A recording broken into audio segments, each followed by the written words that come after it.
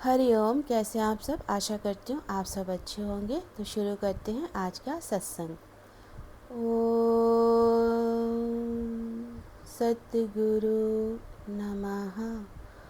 ओम परमात्मने नमः। योग।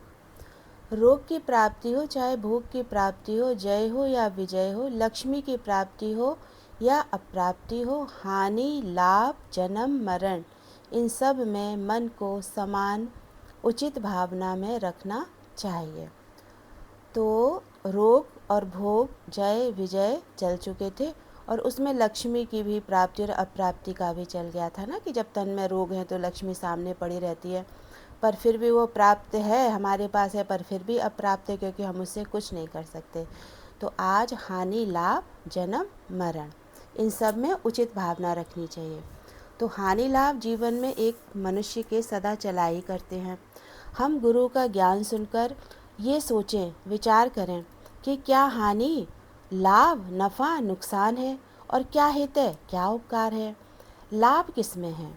अपने जीवन को देखें कि हमारी जितनी लाइफ बीत गई उसमें अपनी चलाई तो आप कितने लाभ में रहे, और यदि लाभ में रहे हैं तो फिर हानि का सोचें ही नहीं, और यदि हानि है तो फिर सोचें कि जीवन में गुरु ज्ञान से बोध हुआ और आज भी मैं हानि में हूँ, तो इस बात को जानना है और फिर जीना है।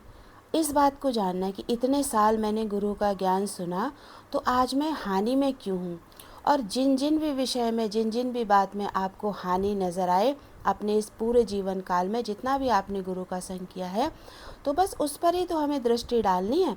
और जो हानि हो गई हमारे जीवन में उसमें हम कभी लाभ नहीं ले सकते हैं क्योंकि वो बीत गया। अब जो मेरा आगे जीवन है उसमें हानि ना हो, वहाँ हम पूरा पूरा लाभ ले सकते हैं।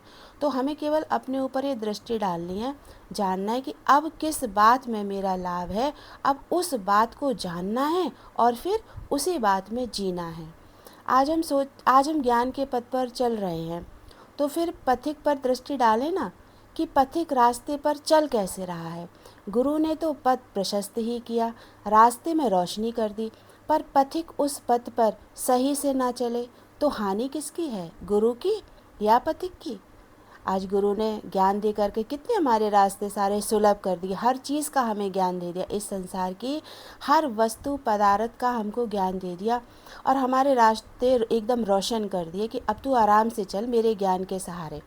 लेकिन पथिक ज्ञान का सहारा लेकर भी उस रोशनी भरे रास्ते पर नहीं चलता है, बार बार गिर जाता है, बार बार गिर जाता है, परेशान होता है, दुखी होता है, और फिर परेशान होकर फिर गुरु के पास आता है। तो गुरु ने तो रास्ते में सारी रोशनी कर दी, अब जब पथिक तो ठीक से ही नहीं चल रहा तो इसमें गुरु की क्या गलती है। तो ये पथिक को सोचना चाहिए कि वो इस ज्ञान में रास्ते में कैसे चल रहा है।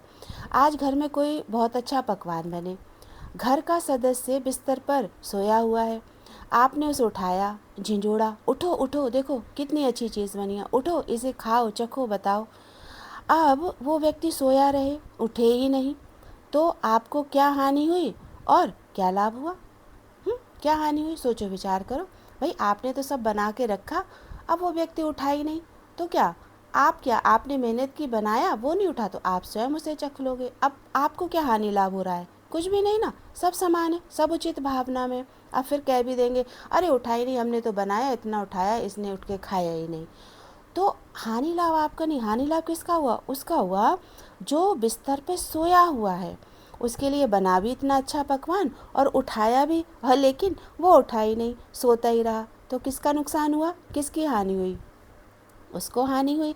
आपको क्या हानि हुई, आपको क्या लाभ हुआ? हाँ, कुछ नहीं हुआ। तो गुरु का ज्ञान अध्यात्म, गुरु के वचन ज़बरदस्ती का ज्ञान नहीं है। ये तो जो पथिक है, जो शिष्य है, जो योगी है, उसको गुरु का वचन, गुरु का ज्ञान सहजता से अपने जीवन में लगाना चाहिए, और सहजता से वो ज्ञान भी लगा रहा है और सहजता में वो संसार का सारा कार्यभार भी संभाल रहा है। तो उसे इन दोनों को पृथक करना पड़ेगा कि जैसे उसने सहज भाव से संसार में सारा ज्ञान प्राप्त किया, ये ठंडा ये गर्म है, 4 तरीके की ऋतुएं होती हैं, इतने तरीके के खाने होते हैं, इतने शहर हैं, इतने हमारे जानने पहचानने वाले हैं, ये मेरी माँ है, ये मेरा मायका, ये मेरा ससुराल, ये मेरा अपना परिवार है, मेरी बहू बच्चे, किस किस का स्वभाव जाना, किस किस का संस्कार जाना, सब देखो। आज विचार करो तो आप ज्ञान एक साइड रख दो और इन्हीं में विचार कर लो, तो आप आज भी अपने को इस संसार में ही ज़्यादा लिपायमान पाओगे और गुरु के ज्ञान में बहुत कम पाओगे अपने आप को। क्यों? क्योंकि भरी संसार का सब सारा खेल रखा है इस बुद्धि में। कौन कैसे चलता था, कौन कैसे चलता है, कौन कैसे चलेगा, यही सारा चल रहा है और सारा संसार अपनी मन बुद्धि से चल रहा है। तो ज्ञान के रास्ते में पथिक को भगवान का सहज भाव में चलना और सहज भाव में इस संसार को छोड़ देना, ज़बरदस्ती नहीं करनी है कि मैं आज बेटा छोड़ दूँ, मैं आज पति छोड़ दूँ, मैं आज घर छोड़ दूँ, मैं आज संसार छोड़ दूँ, मैं आज ये जो है जितने भी मेरे रास्ते में जितनी भी बाधाएं आ रही हैं मैं उनको छोड़ दूँ। किसी को भी नहीं छोड़ना है। वो निराकार जब कृपा करेगा ना तो आप स्वयं इस सहज मार्ग में चलो, सहज मार्ग से सहज भाव से गुरु के वचन अपने जीवन में लगाते चलो। वो परमात्मा कृपा करके आपका सब कुछ स्वयं ही छुड़वा देगा, आपको कुछ छोड़ने की ज़रूरत ही नहीं पड़ेगी। तो बस हमें केवल अपने को विचार देना है कि इस सहज भाव में आकर मैं सहज भाव से गुरु का ज्ञान कैसे प्राप्त करूं। ज़बरदस्ती नहीं करनी है, चाहे भले ही कितना भी लंबा समय क्यों ना लग जाए। किसी की नकल नहीं करनी, किसी को देख करके अपने को हीन भावना में नहीं लाना है, बल्कि केवल ये सोचना है कि मैं एक वचन पर चलूँगा लेकिन सच्चाई और सफाई से चलूँगा। मैं ढोंग नहीं करूँगा गुरु के वचनों पर चलने का। चाहे ये दुनिया लाख मेरे बारे में बुरा सोचे, लाख ये दुनिया बोले अरे इतने दिनों से सत्संग आता है, बताओ अभी यही पढ़ी हो, अभी इसी से नहीं उठी, बोलने दो। तभी कहते हैं ना, गुरु का ज्ञान और वचन बहुत चोरी से लगा लो अपने जीवन में, किसी को पता भी ना चले कि तुम्हारे घर में, तुम्हारे अपने मन में कौन कौन सी व्यथाएं चल रही हैं। क्योंकि व्यथा ऐसी होती है ना कि गुरु तो कह देगा, गुरु का वचन तो एक दे दिया जाएगा, बस चलो मरो मिटो झुको मुड़ जाओ, क्या करना है, संसार ऐसे ही चल रहा है। लेकिन जिसके लिए जब वो बात आती है ना कि संसार तो ऐसे ही चल रहा है पर मेरा संसार तो ऐसे नहीं चल रहा है ना, मेरा संसार ऐसे क्यों चल रहा है, दोनों बातें होती हैं। मेरा संसार नहीं चल रहा और मेरा संसार ऐसे क्यों चल रहा है, मुझे कितनी तकलीफ़ हो रही है, मुझे कितना दुख हो रहा है, मेरा घर परिवार संसार व्यवहार, उस एक एक अपने मन से हम सवाल तो करें, है ना। कितनी अंदर में व्यथा होती है जो गुरु के एक वचन से और एक दिन की वाणी सुनने से, एक दिन गुरु डांट दे डपट दे, उससे हमारा अज्ञान कभी नहीं जाता है। इसलिए क्यों डांट खाएं, क्यों डपट खाएं, क्यों 4 लोगों के सामने अपनी घर गृहस्थी का तमाशा बनवाएं, है ना। ये सत्संग रूपी भी तमाशा है। यहाँ भी आप ये मत सोचो कि आपने अपने मन की बात यहाँ पर शेयर की तो ये मन की बात वहाँ बैठे 4 और 40 लोगों के बीच रहेगी। आप विचार करो वो 80 लोगों के बीच फैल जाती है। इसलिए गुरु अपने मन की व्यथा, अपने घर की व्यथा कहीं बताने की ज़रूरत ही नहीं है, बस केवल ज्ञान सुनना है और अपने जीवन में वचन लगाना है। आप उस वचन की पालना करने में पूरा जीवन लगा दो तो वो गुरु देख रहा है आपको, वो परम पिता परमात्मा देख रहा है आपको कि कैसे मेरा बच्चा एक वचन लगाने में इसने पूरा जीवन लगा दिया, पर ये सच्चाई और ईमानदारी से चल रहा है। वो आपके ऊपर कृपा बरसाएगा, आपको एक वचन में पूरा का पूरा ज्ञान दे देगा सही समय आने पर। तो केवल हमें क्या करना है कि सहज भाव से गुरु के वचनों को जीवन में लगाना है और उतने ही सहज भाव से इस संसार को छोड़ते जाना है। तो ये ज़बरदस्ती का ज्ञान नहीं है, ज़बरदस्ती कभी नहीं करनी है। अब घर के सदस्य को पकवान खाने हैं तो क्या करेगा, उसे उठना पड़ेगा बिस्तर से, भाई उसके लिए पकवान बने, उसे बिस्तर छोड़ के उठना पड़ेगा और खुद ही लेकर खाना पड़ेगा। बिस्तर से उठ गया, पकवान खा लिया तो क्या हुआ, लाभ हो गया, और नहीं उठा सोता रहा तो क्या हुआ, हानि हो गई, है ना। उठा तो भाई खाने को मिल गया और नहीं उठा तो भाई उसे खाने को नहीं मिला, लो ख़त्म ही हो गया, सभी ने खा डाला तो उसको क्या हुआ, हानि हो गई। तो लाभ और हानि के बीच में सबसे बड़ी होती है मनुष्य की मैं, बस कि मैं ही तो था, कि जगाया तो जा रहा था, झिंझोड़ा तो जा रहा था, पर मैं उठा नहीं क्योंकि मुझे नींद बहुत प्यारी थी। और अगर बिस्तर छोड़ के उठ गया तो भी क्या, अरे मैंने नींद को छोड़ा, मैंने बिस्तर का त्याग किया, तो जब त्याग किया तो मुझे इतना अच्छा पकवान खाने को मिल गया। ये तो बस एक उदाहरण दिया गया है पकवान का। आप ऐसे आप स्वयं भी अपना विचार करके जो आपके जीवन में घटना घटित हुई हो, आप उस बात का अनुभव अपने में ले सकते हैं। तो मैं आती है सबसे बीच में, और हमें क्या करना है, इस मैं को ही मारना है, इस मैं का ही खात्मा करना है जो मुझे आगे बढ़ने से कितना रोक रही है, कितना रोक रही है। इसलिए गुरु का ज्ञान और गुरु की कुछ नहीं, गुरु, और जब वो नहीं उठता है, जब मैं को नहीं मार सकता है, तो देखो गुरु का ज्ञान और गुरु भी कुछ नहीं कर सकता है। तो हमें स्वयं को विचार देना है और इस मैं को ख़त्म करना है, इस मैं को मारना है, क्योंकि हानि लाभ जन्म मृत्यु सब उस परमात्मा के हाथ में है। गुरु के वचन कभी आप अपने स्वार्थ से लाभ और हानि के लिए नहीं लगाने चाहिए, है ना। कभी भी कि मेरा स्वार्थ है जिसमें, मैं उसमें लाभ में गुरु के वचन लगा लूँ, और मेरी जिसमें हानि हो रही है मैं भी उसमें, कि जैसे आज मेरे पास भरा पूरा संसार है, सब कुछ बहुत अच्छा है, अब मैं जो हूँ 4 लोगों के सामने, अरे मैंने तो बिल्कुल छोड़ दिया, अरे अब तो मेरा घर माया मोह संसार में कहीं भी मन नहीं जाता है। तो भाई ठीक है, उसके बाद जहाँ कोई भी विपरीत बात आई, ज़रा सा आपके घर वालों के लिए किसी ने उल्टा बोल दिया, ज़रा सा आपके घर वालों के लिए किसी ने जो है कोई भी हालत पैदा कर दी, तुरंत आपके सारे भाव जाग उठते हैं, अरे मेरे बेटे के लिए ऐसे कैसे बोला, अरे मेरे घर वालों के लिए ऐसे कैसे बोला। तो योगी वो जो पहले स्वयं पके, और जो स्वयं पकेगा उसमें इतना बल आ जाएगा, वो बोलेगा अरे मेरे घर वाले थोड़ी ना ज्ञान सुनते हैं, भाई ज्ञान तो मैं सुनता हूँ, तुम्हें जो भला बुरा बोलना है, जो भी हानि लाभ है वो मुझे बोलो, घर वालों के विषय में क्या बात करनी, उन लोगों के विषय में क्या बात करनी। क्योंकि इस ज्ञान पथ पर आप चाहे 10 लोगों के साथ रहो, चाहे आप 2 लोगों के साथ रहो, ज्ञान पथ पर अगर आप आ रहे हो, गुरु का संग केवल आप कर रहे हो, तो ये ज्ञान केवल आपके लिए है। इस जन्म और मृत्यु से छूटोगे आप इन घर वालों के मोह में और घर वालों के चक्कर में पड़ के जन्म मृत्यु से नहीं छूट सकते हो कि हाय राम मैं इसका भी ये काम कर दूँ, इस बेटे को सफल बना दूँ, इसकी नौकरी लग जाए, इसकी शादी हो जाए, इसकी बहू आ जाए, इसका घर बस जाए, तब ये प्राण छूटे। नहीं, जन्म और मरण सब परमात्मा के हाथ में है। तुम्हारा जो है सारे क्रियाकलाप सब व्यवस्था हो जाएगी, और उसके बाद उन व्यवस्थाओं का मजा ही नहीं ले पाओगे, और उन व्यवस्थाओं को ही बनने में और तुम चल बसोगे। तो क्या सोचें, भगवान के गुरु का ज्ञान इतना अच्छा है कि एक हम साधारण से गृहिणियों को असाधारण योगी बना देता है ये ज्ञान। हम चक्कर क्या है कि हम जो है उस साधारण ही बुद्धि लगा रहे हैं, साधारण ही बुद्धि लगा रहे हैं। ज्ञान को, वचन को, गुरु के जैसे जैसे टाइम बीतता जाता है ना, वैसे वैसे वो वचन तो बहुत सरल है, पर मैंने अपने जीवन में उस सरल वचन को पाने के लिए बड़ी कठिन परीक्षाएं ली हैं। अब वो वचन सरल नहीं रहा, अब वो वचन क्या हो गया, कठिन हो गया। अब जब जितना जितना आप उस कठिन जीवन में गुरु का वचन लगाओगे, उस समय तो गुरु का वचन बहुत कठिन लगता है अपने जीवन में लगाना। लेकिन सच पूछो, जिसने इन कठिनाइयों में उस गुरु के वचन को लगा लिया और हानि लाभ और जन्म मरण से छूट गया, वो तो फिर मुक्त ही मुक्त है।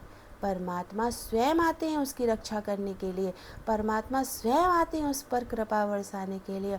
उस योगी को संसार की कोई भी हानि नहीं पहुंचा सकती, इस संसार का कोई भी लाभ उस योगी को लाभान्वित नहीं कर सकता, और ना उस योगी का जन्म होता है और ना उस योगी का मरण होता है। तो उसको समान दृष्टि उन हानि लाभ और जन्म मरण से हट जाती है। ये तो शास्त्रों का ज्ञान है कि जन्म मरण हानि लाभ में उचित समान दृष्टि रखनी चाहिए, लेकिन जो गुरु का संग कर लेता है तो गुरु का ज्ञान शास्त्रों से ऊपर का है। हानि लाभ जन्म मरण भोग रोग, लक्ष्मी की प्राप्ति लक्ष्मी की अप्राप्ति, पूरे श्लोक को एक योगी ऐसे अपने जीवन में घोल लेता है और इन सारे विषयों से फिर छूट जाता है। कि जैसे अब घोल लिया तो क्या, पी गया, वो हानि भी पी गया घोल के, वो लाभ भी पी गया घोल के, वो लक्ष्मी की प्राप्ति भी घोल के पी गया, वो लक्ष्मी की अप्राप्ति भी घोल के पी गया, वो जन्म मरण भी घोल के पी गया। और वो इस श्लोक में दिए गए जितने भी विषय हैं, है ना, हानि लाभ, वो सब घोल के पी गया। अब उस योगी के लिए कुछ भी नहीं है इस संसार में। तो जिसके लिए कुछ भी नहीं होगा वो क्या करेगा? उसकी रक्षा परमात्मा करता है, उसका हानि लाभ जन्म मरण देखने वाला सब परमात्मा। अब तो वो जीता ही परमात्मा के लिए, सांसें ही उसकी परमात्मा के लिए चल रही हैं। जब वो चाहेगा ले जाएगा, और जब नहीं चाह रहा तो वो आराम से संसार में मौज कर रहा है। एक मुक्ति मुक्त योगी, एक आत्मज्ञानी योगी, एक ब्रह्म ज्ञानी योगी इस संसार में रहते हुए भी किसी को नज़र नहीं आएगा, और वो अपना जीवन सफल करके चला जाएगा। देखो जो कबीर थे ना, तो कबीर का जब लास्ट समय आया तो वो अपनी कुटिया में चले गए, और वहाँ पर जा कर के एक अपने शिष्य से कहा कि तुम एक सफ़ेद चादर लाओ और मेरे ऊपर डाल दो। उनकी तबीयत जो है थोड़ी सी ख़राब थी, तो शिष्य ने एक सफ़ेद चादर ली और वहीं पे कबीर लेट गए, और वहीं पे उनके शिष्य ने उसको ओढ़ा दी, कबीर को सफ़ेद चादर। उसके बाद सब लोग कुटिया से निकल के बाहर चले गए और बाहर ही खड़े रहे, कहीं गए नहीं, कुटिया से बाहर ही खड़े रहे, जितने भी उस समय उनके जो है अनुयायी थे। अब क्या हुआ कि रात का समय था, और जैसे जैसे रात बीती वैसे वैसे उन अनुयायियों को एक ज्योति ऊपर आकाश में जाती हुई दिखाई दी, है ना, आत्म ज्योति। तो उनके शिष्य समझ गए कि अब जो है कबीर का शरीर नहीं रहा। अब कबीर क्या था कि कबीर जो है वो पैदा नहीं हुए थे, मतलब कि किसी को पता नहीं कि वो उनके माता कौन थे, उनके पिता कौन थे। वो कोई एक पति पत्नी थे, वो जा रहे थे ऐसे ही कहीं, तो नदी के किनारे पर कबीर बहते हुए मिले थे। और जब बहते हुए मिले तो वो जो दंपत्ति थे, जो पति पत्नी थे, वो मुस्लिम थे। तो उसकी जो पत्नी थी उसने कहा, ये बच्चा कहाँ जाएगा, इसको यहाँ छोड़ दें कि ना जाने किसके हाथों में पड़ जाए। और उसने अपने पति से ज़बरदस्ती की, तो फिर उनके पति ने कहा कि चलो ठीक है, हम इस बच्चे को ले चलते हैं। अब वो मुस्लिम परिवार में पले और बड़े, तो इधर वो हिंदुओं का भी समर्थन करते थे, है ना, तो हिंदू अपना मानते थे उनको और मुस्लिम अपना मानते थे। अब अंत समय में जब उनका शरीर छूट गया, जब आत्म ज्योति सबने देखी आकाश की तरफ जाती हुई, तो सारे लोग कुटिया में आए, चादर ढकी हुई थी, और देखा तो चादर के नीचे फूल ही फूल पड़े हुए थे, उनका शरीर भी नहीं मिला। देखो आप इस बात को समझें कि निराकार की आप जब साधना में लग जाते हो ना, तो ये देवी देवता, ये संसार वाले, इनसे पृथक और विरला उस योगी की मुक्ति होती है। अब परमात्मा ने सोचा ना, बाहर लड़ाई होने लगी कि हम दफनाएंगे, वो मुस्लिम थे, हिंदू लोगों ने बोला नहीं हम अंतिम संस्कार करेंगे, वो हिंदू थे, कबीर हमारे थे, कबीर हमारे थे। तो एक शिष्य बोला, अरे रुको, चलो अंदर चल के तो देखो। ये लड़ाई बाहर ही होने लगी थी। जब सारे अंदर गए, देखा तो वहाँ फूल ही फूल थे। अब बोलो, अब कौन हिंदुओं ने अंतिम संस्कार करेगा हिंदू वाले रीति रिवाज से, और कौन मुस्लिम उनको दफनाएगा मुस्लिम वाले रीति रिवाज से। परमात्मा ने झंझट ही ख़त्म कर दिया। तो ऐसे होते हैं आत्मयोगी, आत्मज्ञानी। हमारे गुरु का ज्ञान सच में बहुत अच्छा है, अगर इसके एक एक वचन पे चला जाए और अपने जीवन में लगा लिया जाए, तो वो निराकार ऐसी कृपा बरसाएगा, अंत समय में आपका सारा झंझट खत्म। और अंत समय का एक मुक्त योगी तो जीते जी देख लेता है कि अरे मेरा तो सारा झंझट खत्म कर दिया परमात्मा ने। ऐसा मेरे गुरु का निराला ज्ञान है। तो हमें क्या करना है, सब में उचित भावना, समान भावना बना के रखनी है। श्रद्धा रखो जगत के लोगों, अपने दीना नाथ में, लाभ हानि जीवन और मृत्यु सब कुछ उसके हाथ में। तो जब सब कुछ परमात्मा के हाथ में है, तो बस हमें श्रद्धा केवल परमात्मा में रखनी है। तो अब इस वाणी को मैं यहीं विराम देती हूँ। आप सब अपना ध्यान रखिएगा। आप सबको होली की बहुत बहुत शुभकामनाएं। आप सब अपने परिवार के साथ होली का त्यौहार बहुत खुशियों से मनाइएगा। अब मन रंगाए ना गुरु के ज्ञान से होली में। अब कोशिश ये करनी है कि अब मन तो बहुत रंग लिया, अब इस आत्मा को रंगे हम गुरु के प्रेम से, गुरु के प्रेम के रंग से। क्योंकि जब आत्मा रंग जाएगी तो मन रंगने से ही इतना अच्छा लगता है, आनंद आता है। तो विचार दे अपने आप को कि जब मेरी आत्मा रंग जाएगी इस गुरु के प्रेम के रंग से, तो मुझे और कितना आनंद प्राप्त होगा। तो अपना ध्यान रखिएगा। हरि ओम।